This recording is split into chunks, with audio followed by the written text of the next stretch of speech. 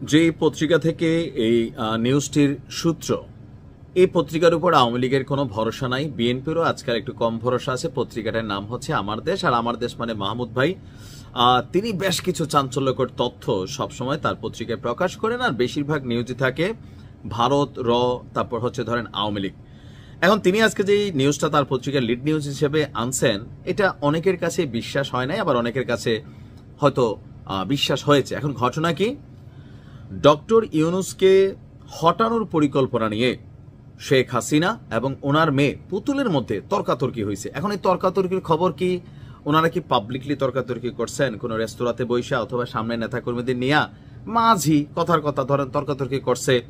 এটা তো আমরার মা না, হ্যাঁ আমরার মায়েরা না, জিয়াত্রে লো ভালো হইতে না কইলাম একেবারে সুইরালাম তো পাশের বাড়ির চাষি জেডিরা শোনে।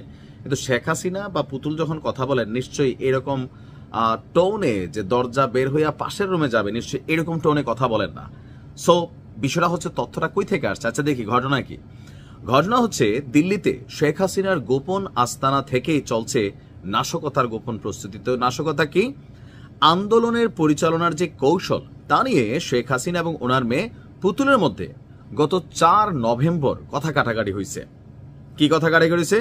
পুতুল মাকে এই মুহূর্তে চুপ থাকার অনুরোধ করেন। আসে না আমরা বোনেতে, আম্মা তুমি বেশি কথা কইও না, আপনি বেশি বুঝেন। তো মায়াই আবার একটা খিসে, তুই কি আমার বেশি বুঝছ, তুই আমার গড়ে আমি তোর গড়ে হয়েছি। নিশ্চয় শেখ হাসিনার পুতুল এই ভাষা ব্যবহার করেন না, ওনারা ডিপ্লোম্যাটিক ভাবে বলেন যেন দেয়ালেরও কান আছে। কিন্তু এই কান ভেদ করে এই নিউজ আবার মাহমুদ ভাইয়ের কাছে চলে আসে, ওয়ার্ডের সাংবাদিক। যাই হোক, তো পুতুল মাকে বলছে মা তুমি চুপ থাকো, এটা বলাতে শেখ হাসিনা আবার খেপা গেছে। খেপা গিয়া কি বলা যায়, এবং হাসিনার উপর নজরদারিতে নিয়োজিত ঢাকার নিরাপত্তা বাহিনী এই তথ্য আপনার আমাদের মাহমুদ ভাইয়ের কাছে পাঠাইছেন। নির্ভরযোগ্য সূত্র বলছে দিল্লির আভিজাত লুটিয়েন্স বাংলো জোনে ভারত সরকারের দেওয়া সুরক্ষিত একটি বাড়িতে শেখ হাসিনা বসবাস করছেন এবং ওনার মেয়ে সাইমা ওয়াজেদ পুতুল সার্বক্ষণিক ওনার সাথে আছেন।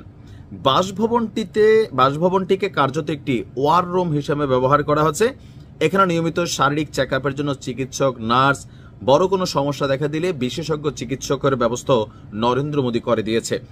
এছাড়া ওই বাসায় থাকছেন ভারতে দায়িত্ব পালন করা সাবেক একজন হাই কমিশনার, পাশাপাশি ভারতীয় এস্টাবলিশমেন্টের পছন্দ করা একজন আইনজীবী আইনি ও গণমাধ্যমের বিষয়গুলো দেখভাল করছেন। দিল্লি প্রেস ক্লাবের একজন সাংবাদিকও সহযোগিতা করছেন।